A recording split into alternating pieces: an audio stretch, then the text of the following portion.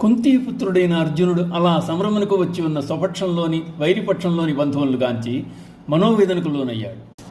కృప, జాలి, కనికరం అనేవి సద్గుణాలు. అవి మనిషిలో ఉండవలసినవే. కానీ యుద్ధరంగమున క్షత్రియుని నోట ఇటువంటి మాటలు శోభించవు. నావారు అనేది మమకారం. అది అర్జునులో జనించింది.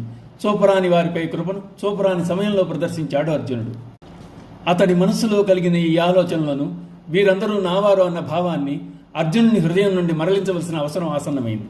దివ్య శస్త్రాస్త్ర సంపన్నుడు, మహాబలవంతుడు దుఃఖించదగిన సమయంలో దుఃఖిస్తున్నాడు. దుఃఖం ఎంత వారినైనా కృంగదీస్తుంది.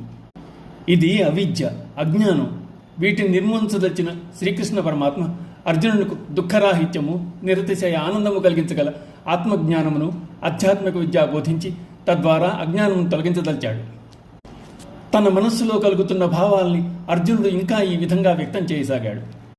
గాంధీవం స్రంసతే హస్తాత్ త్వక్చైవ పరిదహ్యతే నచ శక్నోమ్యవస్థాతుం భ్రమతీవ చ మే మనః. కృష్ణ, గాంధీవము చేతి అందు నిలబడటం లేదు. శరీరం తప్పిస్తోంది. మనస్సు భ్రమకు లోనవుతోంది. నిలబడలేకుండా ఉన్నాను. బృహన్నల రూపంలో ఉన్న అర్జునుడు ఉత్తర గోగ్రహణ సమయంలో ఉత్తర కుమారునికి గాంధీవాన్ని పరిచయం చేస్తూ ఇట్లు చెప్పాడు.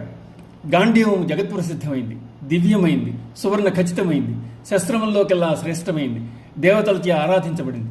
దీనిని బ్రహ్మ, ప్రజాపతి, ఇంద్రుడు, చంద్రుడు, వరుణుడు చాలా కాలం తమ వద్ద ఉంచుకున్నారు. ఖాండవ దహన సమయమున అగ్నిదేవుని ద్వారా వరుణుని నుండి నాకు లభ్యమైంది అని ధనస్సు యొక్క మహాత్యాన్ని తెలియజెప్పాడు. మహిమాన్వితైనటి ధనస్సు కూడా మనోవికారమునకు లోనైన అర్జునుడి చేతులందు నిలవడం లేదు. అర్జునుడు కలుగుతున్న అనుభవాలు అతని మానసిక వికారాలు. ఇవి అతడిలో ఉన్న భయము, నిరుత్సాహము, అధైర్యములను బహిర్గతం చేస్తున్నాయి.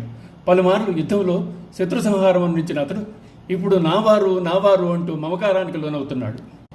నిమిత్తాని చ పశ్యామి విపరీతాని కేశవా నచ శ్రేయోను పశ్యామి హత్వా స్వజనమాహవే.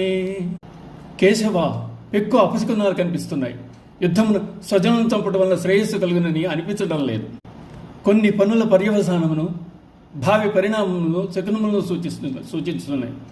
అర్జునుడు కలిగిన దుశ్శకునముల వలన అతడు యుద్ధము చేయట శ్రేయము కాదన్న తలంపునకు వచ్చాడు.